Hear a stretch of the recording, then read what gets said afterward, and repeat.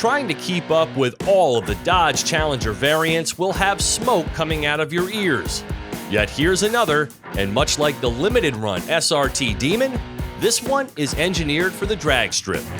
There are 1,320 feet between the starting line and the terminus of the quarter mile, and that's the inspiration for this new Challenger RT Scat Pack 1320.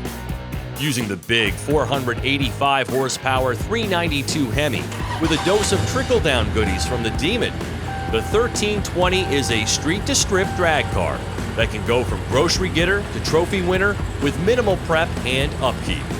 Here's what makes it special. Line lock for an effortless burnout to heat up the rear tires.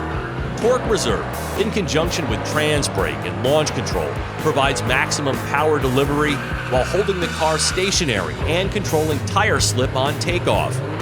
Launch assist reins in wheel hop and helps regain full grip. A performance-tuned, limited slip with a 309 final drive and half shafts from the Demon designed for extreme duty. An adaptive damping suspension with a drag mode for the best launch traction, and Nexen street-legal drag tires mounted to 20-inch wheels resisting tire slip, specifically developed for this two-way Challenger. Of course, you've got to choose the 8-speed auto.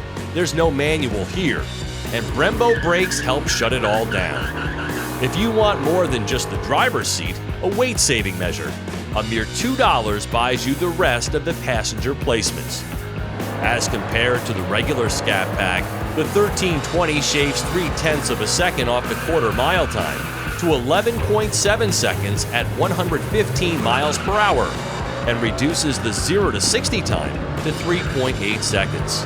To spot one, look for the new interpretation of the Super Bee logo, now known as the Angry Bee.